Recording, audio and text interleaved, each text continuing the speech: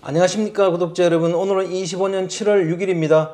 전국 9대도시 개인 택시 시세 좀 알아보고 있습니다. 먼저 대표님 본인 소개 좀 해주세요. 예, 안녕하세요. 인천 개인 택시 조합 지정업체 갈산상사 이원복입니다.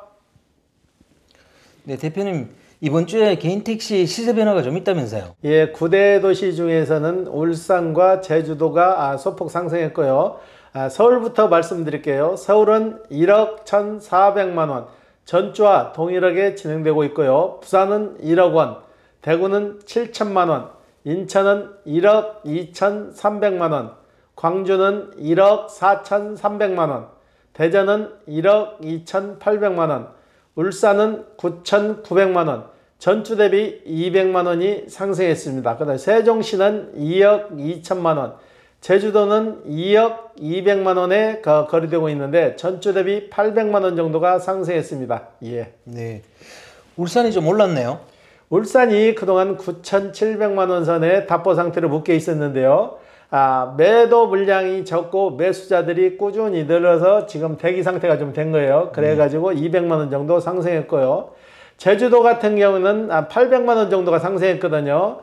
1억 9,600만 원에 거래되던 게 지금 2억 200까지 올랐는데 2억 200에도 이제 매물이었고 조합에 개인 택시 살려고 등록해 주신 분들이 대기분들이 40명 정도 되는 거죠. 예, 네. 예.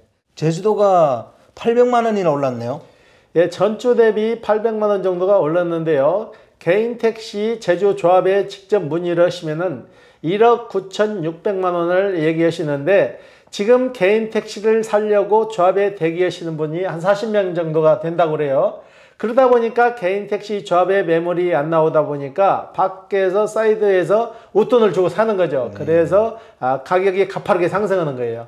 그리고 개인 택시 양수 교육을 받으신 분들이 기한이 1년이잖아요. 1년이다 보니까 매물이 안 나온 상황에서 1년을 기다리다 보면 훅 지나버리니까 더 웃돈을 주고라도 살려고 지금 그러시는 거죠. 네. 예, 예. 그래도 제주도가 한 주 만에 800만 원이 오른 건 너무 많이 오른 거 아니에요?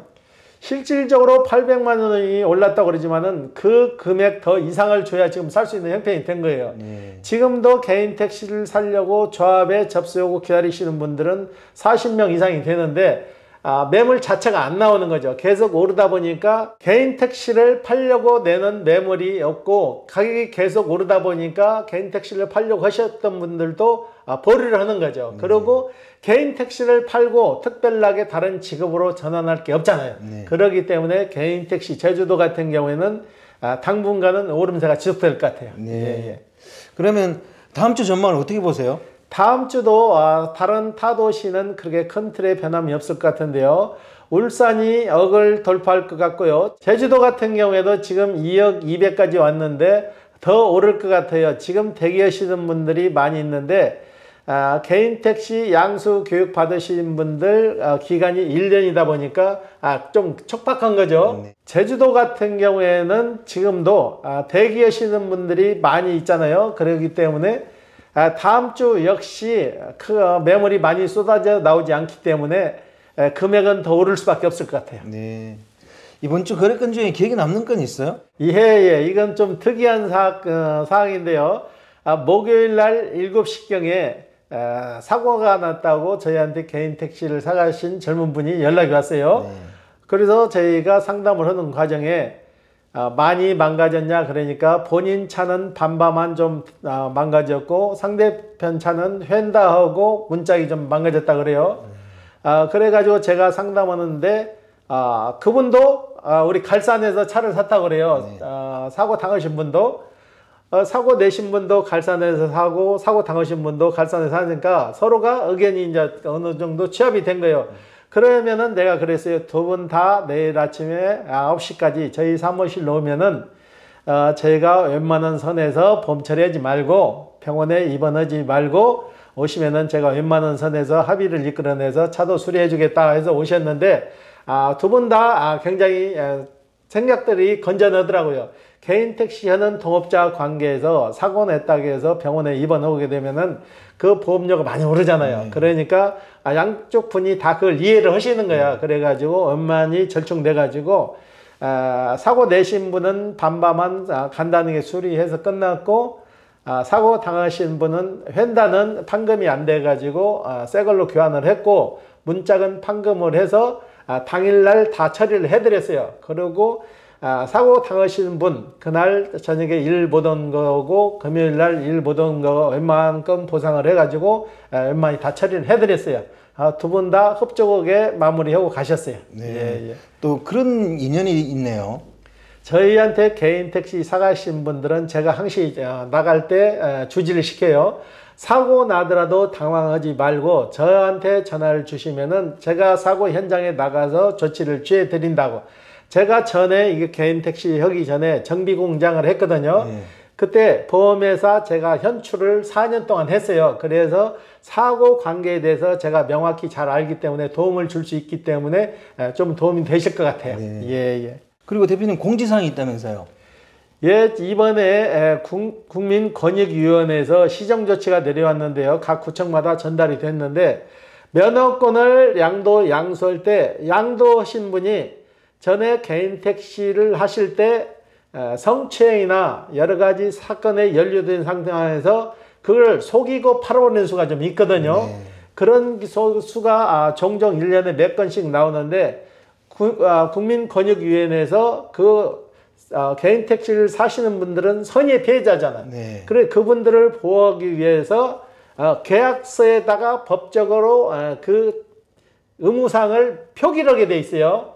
전차주 결격 사유로 인해서 면허권이 취소되면은 전액 배상해야 된다는 문구를 집어넣으라고 해가지고 저희가 그 계약서에다가 문구를 집어넣어 가지고 다시 양식을 만들었어요. 네. 구청에서도 그 양식이 들어가지 않으면 양도 양수가 안 되는 거죠.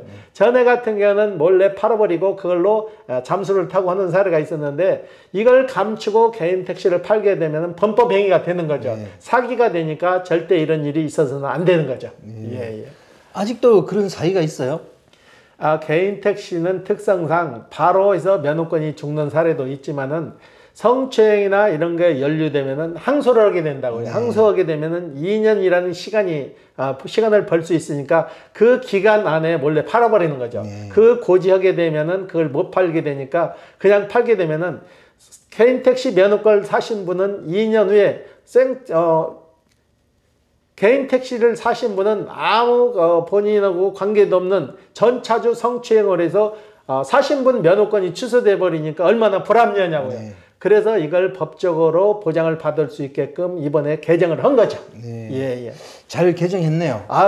당연히 개정이 돼야 될 문제죠. 그리고 개인 택시를 파시는 분도 그걸 속여서 팔아서는 안 되는 거죠. 네. 만약에 속여서 팔면은 사는 사람은 어떻게 되겠냐고요. 서인의 피해자인데 이분도 있는 돈 없는 돈 다 대출 내가지고 개인 택시를 사는데 그런 식으로 해서 본인 피해를 제3자한테 전가시켜서는 절대 안 되는 거죠. 네, 그런 예, 일이 예. 절대 일어나면 안 되는 예, 거죠. 예. 네, 네.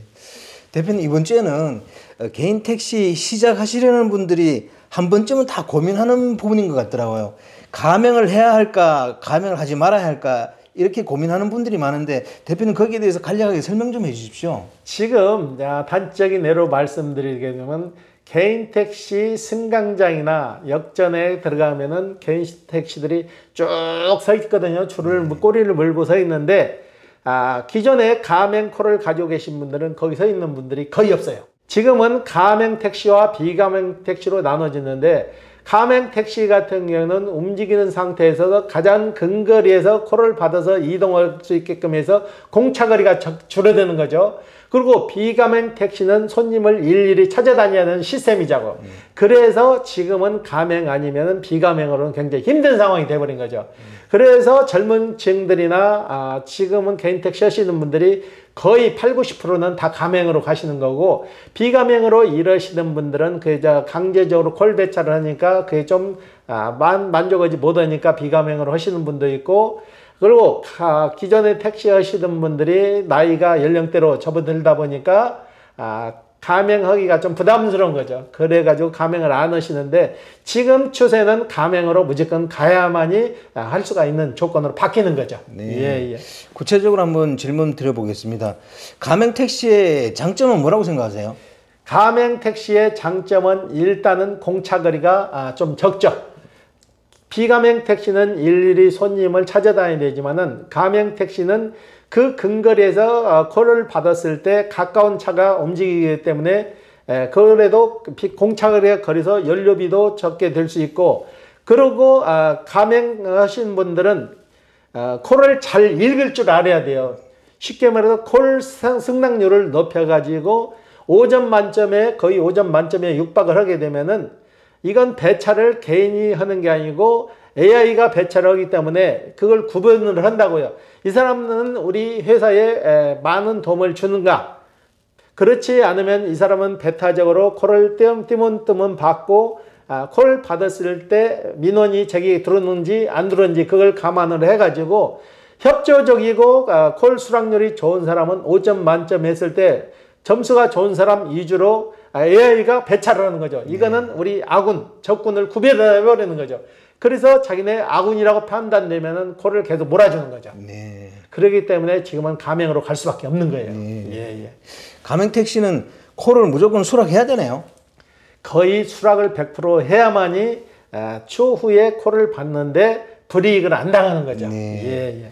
반면에 가맹 택시의 어려움이나 단점은 뭐라고 생각하십니까? 가맹 택시가 어려운 점에는 손님이 가가지고 손님 평가에 의해서 점수가 올라간다는 거예요. 아무리 손님을 잘 모셔다 드렸더라도 그 손님이 기분 나쁘면은 평가할 때 평점을 안 주게 되면은 감점을 받는 거죠. 그랬을 때 이게 잘못된 게 손님 말만 일방적으로 듣지 말고 기사분 의견도 수렴해가지고 해야 되는데 손님 얘기만 일방적으로 듣고 기사분 의사를 반영을 않기 때문에 그 점이 불합리한 거죠. 네. 예, 예. 가맹 수수료는 얼마나 받을까요? 지금 지역마다 콜이 바뀌어가지고 전에는 수수료율이 좀 높았는데 지금은 2.8%로 내려와가지고 좀 좋아진 거죠. 그렇기 때문에 가맹을 많이 선택하시는 거예요. 예.